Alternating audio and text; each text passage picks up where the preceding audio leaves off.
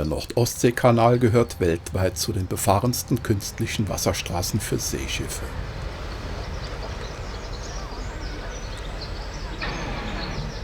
Doch wenige Meter nördlich oder südlich vom Kanal gibt es keine Hektik mehr. Natur und Mensch haben hier ihren Rhythmus gefunden.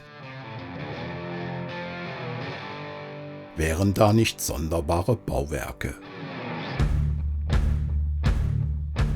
Ein scheinbar verschlafenes Dorf zeigt dem Rest der Menschheit einmal im Jahr, wie man das größte Heavy-Metal-Fest der Welt feiern kann. Friedlich.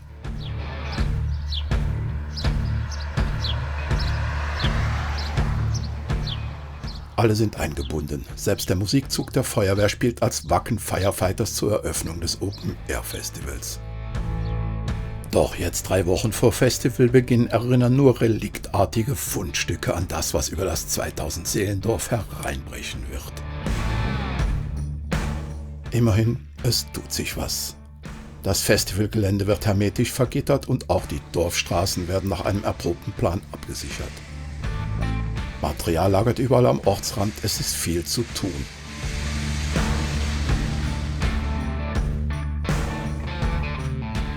Die meisten Dorfbewohner nehmen die erheblichen Einschränkungen klaglos hin. Vielleicht auch deshalb, weil in dieser strukturarmen Region während des Festivals viel Geld verdient wird. Ist natürlich ein schöner warmer Regen, das ist klar. Jeder hat da so ein bisschen mehr. Es gibt mit Sicherheit ein paar kritische Stimmen, eben weil man auch es ist ein bisschen lauter, man ist ein bisschen eingeengt, man kann nicht mehr so Auto fahren, wie man gerne möchte, aber es ist eigentlich in Ordnung. Die Beflaggung spricht eine deutliche Sprache. Seit 1990 wird Wacken gefeiert. An die 100.000 Menschen aus aller Welt brauchen Schlafplätze. Wer mag, bekommt luxuriöse Mietzelte, aber die Mehrzahl bringt die fantasievolle Lösung selber mit.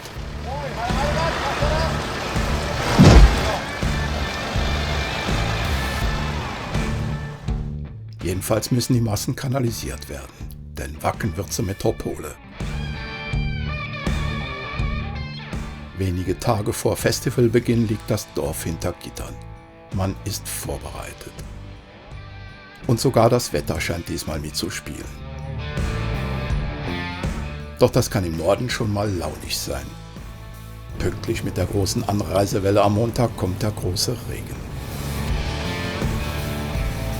Trotz stundenlanger Staus sind die Menschen bester Stimmung. Man lässt sich die Laune nicht verderben, Geduld und Regen gehören bei Wacken einfach dazu. Ja, ich komme aus Frankfurt, oder? Das ist ziemlich weit im Westen. Quoten Osten! Im Osten, so gute 100 Kilometer von Berlin. Und das ist mein erstes Mal Wacken.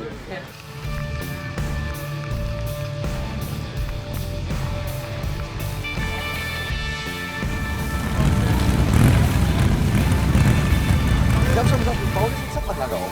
Ja, guck da. Ja, einstecken! Ich hab das Messer dabei, reicht das? Hochprofessionell wird dann auch die Endloskarawane von den Verantwortlichen abgearbeitet und ein jeder findet einen Platz. Ich fahre seit 2003 nach Wacken. Ich bin jedes Jahr hier. Seit 2010. Der Mensa, der ist zum 3. Mal dieses Jahr dabei. Ah, ja. Muss man runterschlucken. Okay. Ja, super, vielen Dank.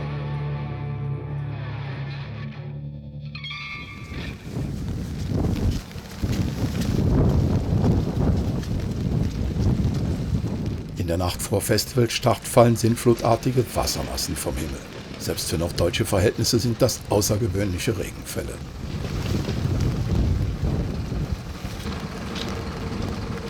Besonders hart trifft es die vielen kleinen Zelte in der Mulde. Hier ist sprichwörtlich Land unter. Heavy-Metaler sind grundsätzlich harte Zeitgenossen, aber jetzt treibt es die extrem Gebeutelten zu Hunderten hinaus. Andere hatten mehr Glück und nehmen es erstaunlich gelassen. Und seid ihr abgesoffen die Nacht oder geht's? Also wir stehen ganz entspannt. Ja, ja. Wir stehen noch eben in der Ecke, ist gut. Okay. Der Pavillon hat ein bisschen Wind hochgekriegt, hat nicht so hingehauen, aber wir haben ihn noch retten können. Mal gucken, wie er gleich aussieht. Ja. Und wo geht's jetzt hin? Wir wollen mal eben ins Dorf gucken, was los ist. Und Okay. dann ist er noch nicht offen, sind wir noch am Arbeiten. Ah ja. Dann viel Spaß. Ja, haben wir. Ja, alles klar.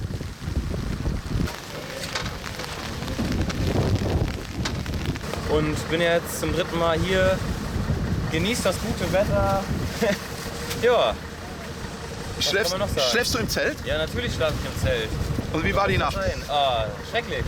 Das Zelt war aufgeweicht, der Schlafsack war nass, keine trockenen Klamotten mehr. Ich habe ein bisschen Fieber, aber ich mache das Beste draus auf jeden Fall. Das ist ja unglaublich. Das sind meine Arbeitsschuhe. Sind das die einzigen Schuhe, die du dabei hast? Ja, natürlich. Die muss ich auch am Montag wieder tragen auf Arbeit. Okay. Aber wir sagen es nicht weiter. Arbeitgeber nicht wissen. Okay. Ich wünsche einen schönen Tag. Jo, vielen Dank. Tschüss.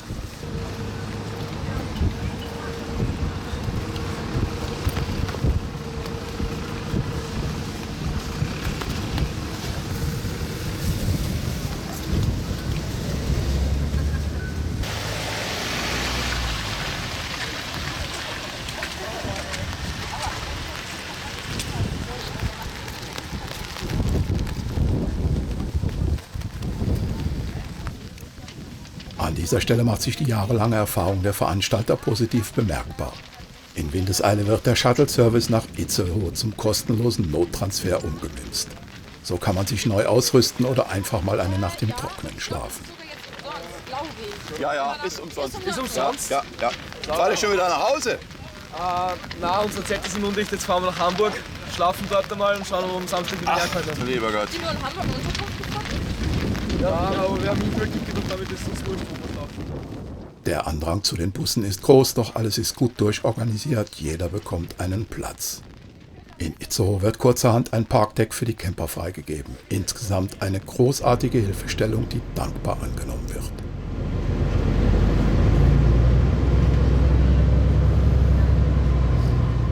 Nicht alle hat es so hart getroffen, viele bleiben in Wacken. Und wie war die erste Nacht hier? Anstrengend, aber geil. Und Nuss. Ja. Sehr Nuss. Entlang der Hauptstraße herrscht einmal im Jahr Goldgräberstimmung. Jeder Vorgarten scheint an Gewerbetreibende vermietet.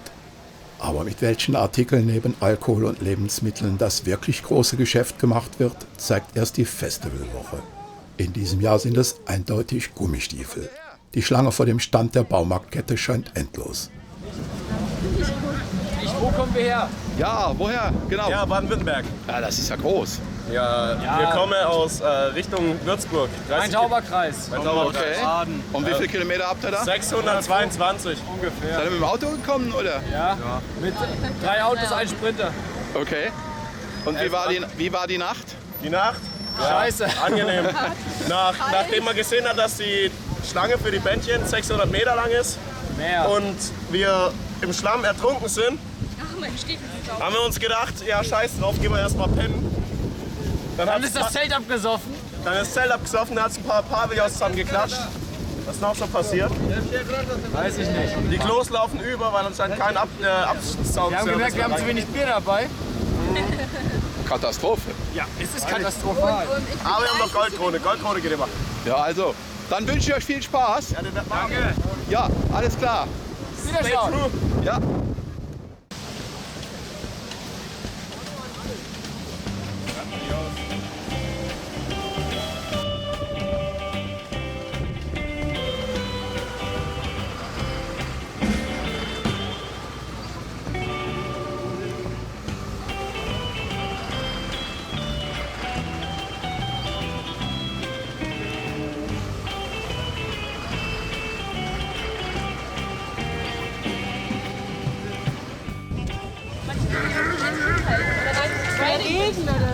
Ich will auch ins Fernsehen.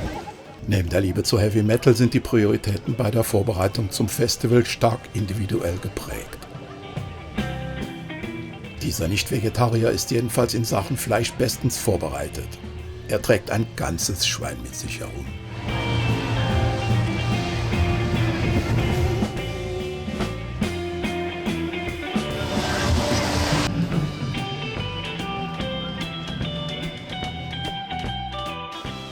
Von Aufgeben kann allerdings keine Rede sein. Nachdem man sich zwischen Hamburg und Itzehoe neu mit dem Notwendigsten eingedeckt hat, geht es mit dem Shuttle-Service zurück nach Wacken.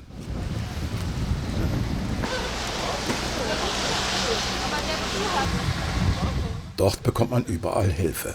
Selbst die Kinder schreiben Service ganz groß. Für 5 bis 10 Euro transportieren sie einen Anhänger gefüllt mit Notwendigem völlig umweltfreundlich von A nach B. Wacken ist eine Marke. Wacken steht als Synonym für Heavy Metal und Wacken lebt von seinem Mythos.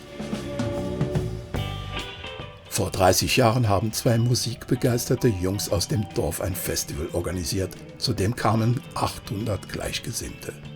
Mittlerweile treffen sich hier Menschen aus 80 Nationen und erzählen mit aufrichtiger Begeisterung, sie seien jetzt Teil der Wacken-Familie. Man muss die Musik nicht mögen, aber der Spirit im Dorf ergreift die meisten. Auch wenn die meist schwarz gekleideten Schwermetaller scheinbar etwas bedrohlich daherkommt, sieht man überall nur fröhliche Gesichter. Hier mischt sich alt und jung und nicht wenige 80-Jährige tragen mit Stolz das Wacken-T-Shirt.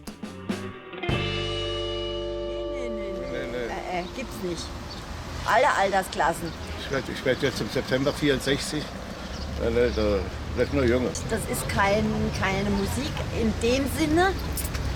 Es ist einfach eine Lebensart und spielt das keine Rolle, wie alt man ist. Und dann habe ich gesagt, komm, ich möchte einmal in meinem Leben mal noch Wacken, weil ich ja also ein bisschen die Musik gerne höre. Und ja, da habe ich zu Weihnachten mal eine Karte gekriegt und jetzt sind wir das 4. Mal hier. Nicht schlecht. Und ich habe jetzt kürzlich von einem Einwohner von hier gehört, es wäre nicht mehr so, wie es am Anfang mal war, weil die Musik wird ein bisschen aufgeweicht, es wären so viel... Das ist ja, gut, teilweise wahr, ja, das stimmt, teilweise. Ist das so? Aber sind vielleicht ein paar Leute, die sich aufregen, wenn Bosshaus spielt hier oder so. Ja, dass also nicht unbedingt eine Heavy Metal Band ist. Aber oder der Kühlen, wie heißt der? Kühlen, Ceylan, ja. Aber das ist überhaupt nicht schlimm. Also, der hört die Musik, aber das wir hören ja auch die Firefighters. Ja, und genau. dann ist es überhaupt kein Problem. Genau. Und der Heino war ja auch schon mal da, wa? Richtig, Ja. richtig. Ich glaube mit Creator oder was. Ja, genau. Ja. Ich meine, wer es nicht sehen will, muss ja nicht hin. So ist das. Nee, es gibt genug Bands, wo man sich angucken kann. Also Genau. Das ist überhaupt kein Problem.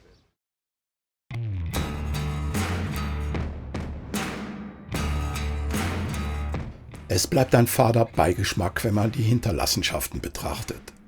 Das soll bei Festivals anderer Musikrichtungen genauso sein, ist meines Erachtens allerdings keine Entschuldigung für dieses dekadente Wohlstandsverhalten. Zigtausenden ist es offenbar möglich, die meist nur für dieses Event eingekauften Dinge wie Campingausrüstung, Kühlschränke und Neumöbel als Restmüll liegen zu lassen. Mir fehlt dafür jegliches Verständnis. Immerhin schafft es der Veranstalter innerhalb eines Tages, den Müll vom Gelände mit der Fläche mehrerer Fußballplätze zu entfernen. Üblich bleibt ein matschiges Areal, das bei den in Norddeutschland üblichen Regenmengen bereits in kürzester Zeit wieder in sattem Grün erstrahlt.